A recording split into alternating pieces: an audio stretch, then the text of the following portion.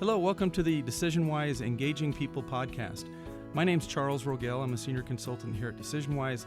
I'm joined by another consultant, Stephen Mickelson. Hi, everybody. Great to be with you today. Today we're going to be talking about the concept of accountability. Specifically, when we measure employee engagement or run employee engagement surveys, there's a few questions that we ask about this topic. And one is geared to the supervisor. So does my supervisor hold people accountable? And the other one's at the team level. Do people that I work with take accountability for results? And so sometimes we see some mixed results coming from these questions. And today we want to explore this topic, talk about what it looks like when it's not working, offer some solutions on how to solve it. But before we jump into that, Steve, I was hoping you might be able to kind of describe more, maybe define more what we're going to talk about in terms of the term accountability. Mm-hmm. I like to think of accountability as owning outcomes. And that is both, a lot of people, when you think about accountability, it kind of carries this connotation of accountability for mistakes that are made. And that's definitely true. And that has a large impact on the culture of your organization, the teams that you work on and everything, if accountability isn't taken for mistakes. But at the same time, people often overlook the importance of taking accountability for all of the things that you do well. And so I hope to talk about that a little bit today as well. Excellent. So when accountability is not working, what are some of the problems that you see arise? How would you describe some of the situations that arise due to maybe low scores we see around those two questions? Yeah, when accountability is lacking in an organization or a team, it really creates a frustrating environment for teams. Mm-hmm. They get frustrated because it impacts their work as well. They either have to work additional hours or carry on additional tasks to make up for other team members who aren't stepping up to the bar and really being accountable for the things that they need to do. To some regard, they might even lose a little bit of respect for their supervisors for not stepping in and managing the team a little bit better and holding people accountable to the standards they feel like are on their shoulders. So it really creates a lot of frustration in teams when it's absent. Yeah, because it's kind of this sense of fairness that people feel like if someone's getting away with not pulling their weight and I have to pick up the slack, it's really frustrating. Exactly. And that might come a little bit from not defining expectations very, very clearly for employees. We see this actually throughout social psychology and just human nature. There's this concept called diffusion of responsibility, and that is simply when you're in some sort of an environment where others are present, you are less likely to step up and take responsibility for something until somebody steps in and provides direction and says, you're responsible for this or you're responsible for that. Yeah. Good point. So anything else or examples you want to share around when this arises, what other problems it creates? Yeah, and I was thinking about examples for accountability, and I've been fortunate enough to work in professional settings where everybody takes accountability for their work and their role. But I think we've all had experiences, whether it's in college or I can tell you about an experience I had in middle school where you're placed on like a group project and roles and responsibilities are unclear. Nobody takes accountability for their parts in the project. And as a result, one person ends up doing 95% of the work. It's a frustrating experience for everybody. Yeah, everyone can relate to that. Yeah, that's for sure. And then we see that, and usually when I see this problem appear, it isn't necessarily organization-wide. It tends to be kind of more localized to certain teams or individual teams. So there's kind of pockets where it's not working as well, luckily. And then another dynamic I've seen play out in terms of why it happens is sometimes you have mixed teams where maybe there's full-time versus part-time people or temporary people on the team. And so those full-time people are highly invested, experienced, usually know how to get the job done. And they might be frustrated because the other team members don't care as much. They're only working, they can leave, at 5 o'clock at night or something like that. So they're not necessarily as invested in the outcomes of the team. And so you see kind of a breakdown where it's kind of an us versus them. And it leads to that frustration you were describing before. Or you might even see it on matrixed teams where reporting relationships aren't necessarily very clear. Like, should I prioritize this or should I prioritize that? What are really the expectations for work there? or you might even see it sometimes on newly formed teams that an organization has put together to accomplish a specific initiative. If expectations aren't really clear right out of the gate on who's going to do what on this new initiative or team, it might lead to some of those perceptions of low accountability as well. So if a manager senses that their team feels like there's low accountability, that people aren't taking accountability for results, what are some of the things that person can do to help improve that area? Yes, I think the first thing that a manager can do there is recognize employees for a job well done, where people are stepping up to the bar and taking accountability, going above and beyond the call of duty, really.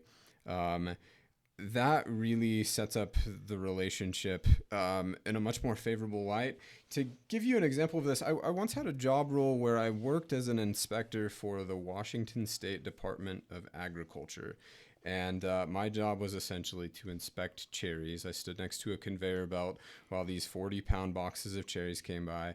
And my job was to sort through the cherries, look at them, make sure they met different standards put out by the government.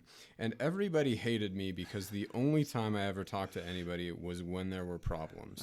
Like, hey, you need to either go back and resort this, redo this work, or you have to sell the cherries for less money or whatnot. And so people got accustomed to whenever I approached them thinking he's coming with problems, we're going to have to do more work. Exactly. And so the whole point of recognizing your employees for a job well done, you don't want to be in some sort of a position where every time you call an employee into your office, it's to talk to them about them falling short on some sort of a task or activity.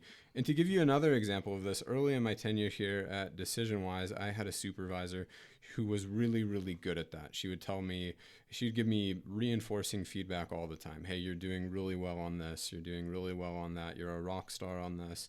And I was really appreciative of that, but it also made what she had to say much more credible when she did have to hold me accountable to things that I missed. I remember one experience in particular where I was working on a project with a few other team members, and I just didn't have the experience to do something that I was asked to do. I didn't know who to go to for help. And she called me into her office one day to talk about how I just wasn't coming through on this part of the project. And the feeling that I had was almost this, oh shoot, I'm not doing my part for the team. There was no negative emotions or whatsoever towards her. I felt like I was letting my team members down. So you took it much better than otherwise if that's all you received as poor feedback. Definitely. So say a manager's trying to address this. They sense that there are some people that need maybe some corrective action or be held more accountable for their performance. What are some of the best ways to kind of address that tough conversation with an employee? Sure. I would approach it from the mindset of identifying what the source of the issue or lack of accountability is.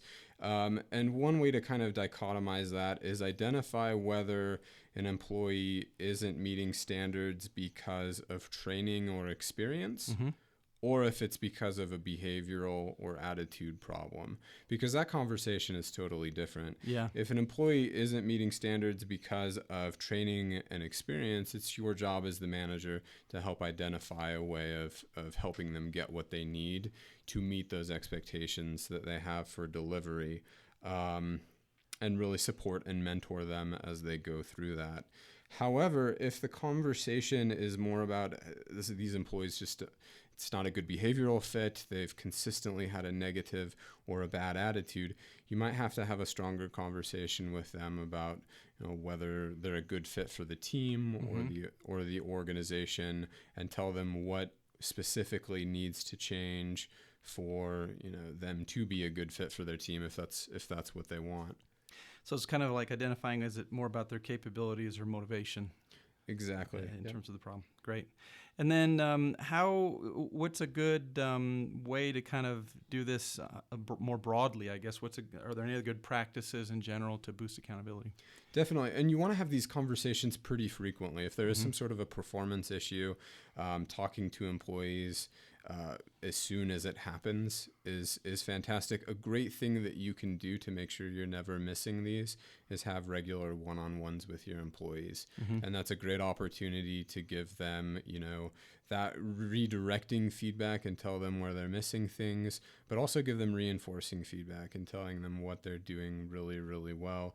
And having those one-on-ones will help you get that relationship with your employees so that when you do have to have those strong conversations with them, they'll be much more likely to listen to you and trust that you have their best interest and the interest of the organization in mind. That makes sense. And so any other advice you'd give to managers on boosting accountability in the team? Yeah, if there's any way you can get your team members to hold each other accountable, that will work really well as also. To give you an example of this, we oftentimes go on site to visit with organizations to have workshops or one-on-one debriefs, and we will prepare and print workbooks and reports to bring with us on site. And so there was one point in my tenure here where I noticed I was making quite a few mistakes on some of those workbooks, and it was embarrassing to us to show up on site and have typos in these workbooks we were giving to leaders. And so one of the things I did was I started telling my team members, hey, if you notice a mistake, I don't care if we've got everything printed and ready to go. I will buy you lunch if it's a show-stopping error, and we'll start over from scratch. And so that's just a way of employees themselves can ask their teammates to hold them accountable for certain, quality or performance standards. Yeah, that's a good point. I was going to share another story. I was working with the team and talking about their employee survey results and team dynamics. The manager wasn't with us, but they were pretty frustrated because they had suffered from a lot of micromanagement. And these were all professionals. They knew their tasks, they knew their responsibilities, and their argument to me was, "Hey, we don't need a manager. We are perfectly capable of taking on new work, new projects, diffusing the work amongst us, getting things done, functioning more independently as a team." And so they were really craving more autonomy and empowerment for themselves. But I think the trade-off as a manager, if you're thinking of that, or if you have people that are ready to do that, is the ability to kind of hold them accountable. So with great responsibility comes great accountability. So then they become accountable for the results as well if they are going to take on more autonomy. Of course, you have to be ready for it as well. So it's all kind of tied together.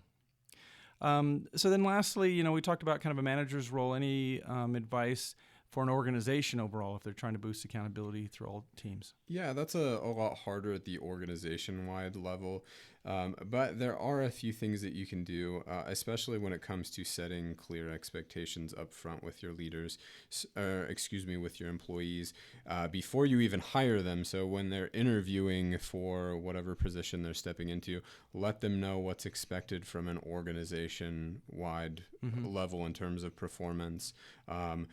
Leaders on the specific teams or departments for which these potential candidates are interviewing for can also reinforce some of those expectations, so that when they come into the organization, they know what's expected in terms of either performance or accountability. And that's interesting too, because it's almost like you're trying to create this culture of accountability. And when I've seen it go bad, it's when there's a lot of pressure on managers to achieve or hit certain numbers, then they in turn micromanage their teams to hit those, which creates kind of more toxic environment. But as an organization, if you can kind of encourage your employees and teams to kind of flourish and operate on their own, then you create this real accountability amongst everyone as opposed to just a top-down mentality.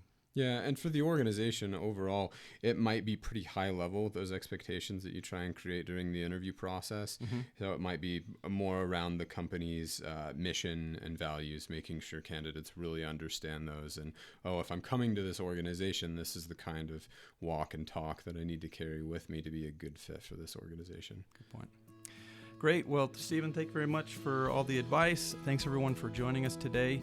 And we look forward to having you join us on our next podcast. Thanks, everybody.